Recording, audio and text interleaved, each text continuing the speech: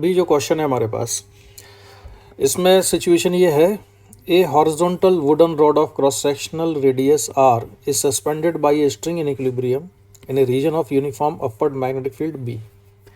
तो ये एक वुडन रॉड है जिसका जो रेडियस है वो कितना दिया है, आर के बराबर है, और मैग्नेटिक फील्ड है वर्टिकली अपवर्ड। इसको एक स्ट्रिंग से बांध के यहाँ पर लटका दिया है, और ये सारी की सारी जो रॉड है ये इक्विलिब्रियम पोजीशन में है।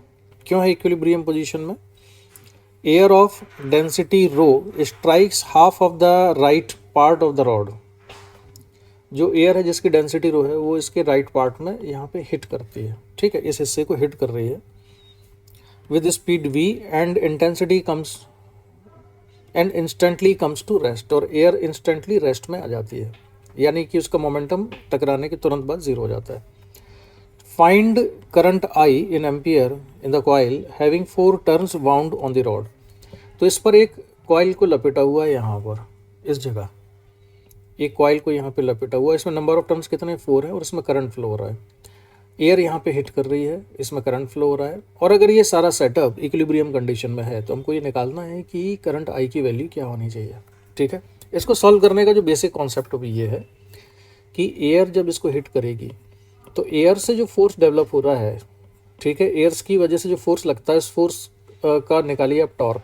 तो उस फोर्स का जो टॉर्क आएगा वो इस करंट की वजह से जो मैग्नेटिक मोमेंट है, उस मैग्नेटिक मोमेंट पर मैग्नेटिक फील्ड जो टॉर्क लगाएगी वो दोनों इक्वल और अपोजिट होना चाहिए।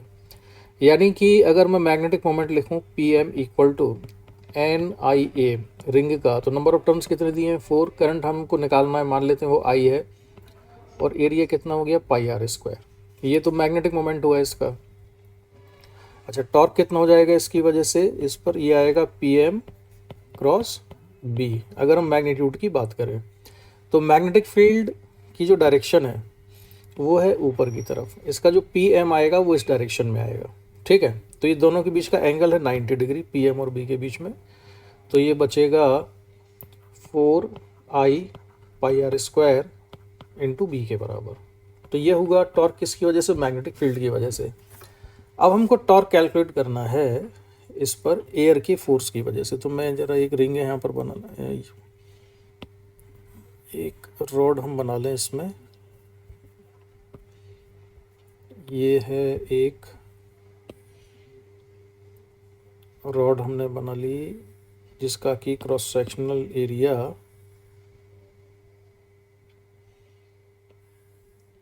या रेडियस कितना है, R के बराबर है। ठीक है, ये हमने बना लिया। अब इस पर जो एयर हिट करती है और यहाँ से ये सस्पेंडेड है, जो ये वाला पोर्शन है इधर, इस वाले पोर्शन पे एयर हिट करती है। ये डिस्टेंस कितनी है एक्सिस से, ये डिस्टेंस है L/2 के बराबर, और यहाँ से डिस्टेंस में मेजर करता हूँ ये, तो ये डिस्टेंस कितनी है, L के बराबर। ये गिवन क्वेश्चन में गिवन है, ये L/2 प्लस ये L/2। ठीक है, तो ये डिस्टेंस L/2 है, टोटल डिस्टेंस कितनी हो जाएगी, ये L के बराबर। अब जो एयर है, इस एयर की वजह से कितना फोर्स लगता है, और फिर हमको उसका टॉर्क भी निकालना होगा। ठीक है, टॉर्क निकालेंगे हम इस एक्सिस के अबाउट। ठीक है, यहाँ से जो एक्सिस है सेंटर से पास होती है, और वो एक्सिस बेसिकली क्रॉस है, ये वाली एक्सिस नहीं है, प्लेन के परपेंडिकुलर जो एक्सिस है मुझे उसके अबाउट निकालना है। तो उसके लिए देखो, विजुलाइज करो कि यहाँ पर हमारे पास एक रेक्टेंगुलर प्लेट है, इस रेक्टेंगुलर प्लेट पर एयर टकरा रही है। इफेक्टिवली इसका जो फोर्स लगेगा वो फोर्स लगेगा प्रेशर इनटू प्रोजेक्टेड एरिया। तो जो ये वाला पोर्शन है, जो इतना पोर्शन है ना यहाँ पर, इस हिस्से का जो प्रोजेक्टेड एरिया आएगा वो प्रोजेक्टेड एरिया होगा ये वाला। ठीक है, इस प्रोजेक्टेड एरिया का जो शेप है वो शेप क्या होगा, वो होगा एक रेक्टेंगल की तरह से। इस रेक्टेंगल का जो ये वाली साइड है ये कितनी है, डायमीटर 2R के बराबर। ठीक है, ये 2R है, और जो ये लेंथ है टोटल, ये लेंथ कितनी है, L, ये वाली लेंथ है, ये कितनी है, L/2। तो टोटल लेंथ तो ये L/2 है। अब हम क्या कर रहे हैं, हम निकाल रहे हैं टॉर्क। तो टॉर्क निकालने के लिए हमें क्या काम करना होगा, हमें इसमें ना इंटीग्रेशन करना पड़ेगा। तो जो ये वाली एक्सिस है, ये जो एक्सिस है, ये वाली एक्सिस मैंने मान लिया कि कितनी डिस्टेंस पर थी, वो मैं एक्सिस ना कैलकुलेशन के लिए अलग से बना लेता हूँ। ये है वो एक्सिस, इधर मैं एक्सिस बनाऊंगा कौन सी, ये वाली जो एक्सिस थी ना, ठीक है। ये कितनी डिस्टेंस पर है यहाँ से, ये L/2 डिस्टेंस पर है।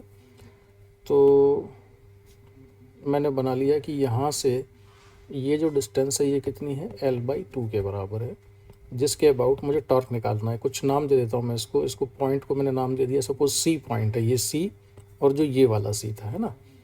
तो यहाँ से देखो क्या करना होगा, यहाँ से x डिस्टेंस पर मैंने एक एलिमेंट कंसिडर किया, ये एलिमेंट है, ये डिस्टेंस है x और ये एलिमेंट कितना है, dx है। अब dx एलिमेंट को तुम ऐसा इमेजिन करो, इसको अगर मैं ऊपर बढ़ा दूँ, ये इसको भी मैंने थोड़ा ऊपर बढ़ा दिया,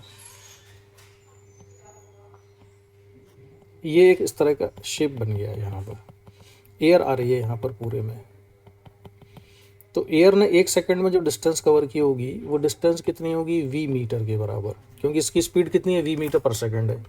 तो मुझे निकालना है कि पर सेकंड कितनी एयर इसको हिट करती है। तो मुझको क्या चाहिए, मुझे चाहिए ये पूरा वॉल्यूम, ठीक है, इस हिस्से का वॉल्यूम चाहिए। तो इस हिस्से का वॉल्यूम आएगा ये dx इंटू ये dx हो गया, इंटू ये वाली डायमेंशन, ये कितना है, 2r है, तो इसको लिखा मैंने 2r। और इसकी जो हाइट है यहाँ तक, ये टोटल ये हाइट कितनी है, ये हाइट है v के बराबर या v मीटर के बराबर, ठीक है। तो ये वॉल्यूम आ गया इसका टोटल। तो जो एयर का वॉल्यूम है जो हिट करता है पर सेकेंड, वो वॉल्यूम इतना है। तो मास कितना हो जाएगा, एयर का जो मास इसको हिट करता है वो हो जाएगा 2r dx into V into rho, density से मल्टीप्लाई कर दिया। अब मोमेंटम कितना हो जाएगा, इसका मोमेंटम हो जाएगा 2r dx रो, और ये मास को वेलोसिटी से मल्टीप्लाई करेंगे तो ये v² बन जाएगा। तो 2r dx रो v², ये मोमेंटम हो गया। तो पर सेकंड इतना मोमेंटम टकराता है, यानी कि यही फोर्स है पर सेकंड। तो यही कितना हो जाएगा, फोर्स हो जाएगा इस एलिमेंट पर df। तो अब इसका जो टॉर्क है एलिमेंट का, वो टॉर्क हम निकालते हैं। टॉर्क आएगा d tau equal to force df, और परपेंडिकुलर डिस्टेंस कितनी होगी, हम इसके अबाउट टॉर्क निकाल रहे हैं, तो ये परपेंडिकुलर डिस्टेंस कितनी लेंगे इसकी, x के बराबर, तो df इंटू एक्स। अब df की वैल्यू क्या है, ये आएगा 2r रो v² x dx, ये टॉर्क आ गया। टोटल टॉर्क निकालने के लिए हम इसको इंटीग्रेट करेंगे, तो टोटल टॉर्क आएगा इंटीग्रेशन ऑफ, को जो जो कांस्टेंट है बाहर निकाल देते हैं, ये आएगा 2r रो v² x into D x के बराबर। इसको इंटीग्रेट करेंगे। अब देखो इसमें मिस्टेक कहाँ पर हो सकती है, लिमिट्स लेने में, जिसकी वजह से मुझे ये सॉल्यूशन बनाना पड़ रहा है कि यहाँ से मेज़रमेंट हम कहाँ से कर रहे हैं, इस वाले पॉइंट से, ठीक है। तो ये जो डिस्टेंस है यहाँ तक की, यहाँ से ये एलिमेंट शुरू होगा, यानी कि यहाँ से शुरू होगा ये एलिमेंट, तो ये L/2 है और यहाँ तक जाना है। तो L/2 से कहाँ तक जाना है, L तक। तो लिमिट L/2 से L होगी इसकी। तो मैं रखता हूँ यहाँ पर इसकी लिमिट, तो लिमिट है L/2 से L तक। अब हम इसको इंटीग्रेट करते हैं, तो ये आएगा 2r रो v² x² 2 और L/2 से L। फर्दर सिंप्लीफाई कर दें इसको, तो ये 2 से 2 उड़ जाएगा, r रो v² L² माइनस L² 4। तो सॉल्व करने पर ये आएगा 3/4 रो r v² L²। ये टॉर्क आया। ये इक्वेशन नंबर 2 है। तो इक्वेशन नंबर 1 और 2 दोनों में जो टॉर्क थे हम क्या करेंगे, इनको इक्वेट करेंगे। तो एक ये 4i पाई r² b, तो 4i pi r² b equal to, ये आएगा 3/4 rho R V square L square के बराबर। तो आई इक्वल टू हम लिखते हैं यहाँ से, आई इक्वल टू आएगा 3/16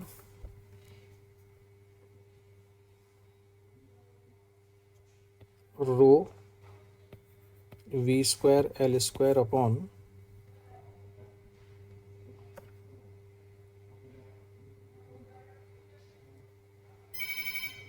rho V square L square upon 4 pi R भी चाहिए था, तो 4 पाई, तो मैं यहाँ पर इसको 4 ही रखता हूँ, तो 4 पाई आर बी इतना बचा। और ये जो पूरी क्वांटिटी है, इस पूरी क्वांटिटी की वैल्यू क्वेश्चन में कितनी दी है, 4 एम्पियर रख देना है। ठीक है, क्वेश्चन में ये गिवन है कि ये जो सारी वैल्यू है, इस पूरी वैल्यू को हमें कितना ले लेना है, 4 के बराबर ले लेना है। तो ये आएगा 3/4 इंटू 4, तो 4 से 4 कैंसिल हो जाएगा और ये बचेगा 3 ampere. And this is the answer of this question. ठीक है, तो ये क्वेश्चन बेहतरीन क्वेश्चन है, बढ़िया सवाल है ये। इसमें मेन जो कॉन्सेप्ट है जहाँ पर आपको मेहनत करनी पड़ेगी वो इसे कैलकुलेट करने में, ये वाला टॉर्क निकालने के लिए। तो इसका डिस्कशन मैं यहीं पर कंप्लीट करता हूँ। इसके बाद अगर कुछ डाउट हो तो आप मैसेज करना।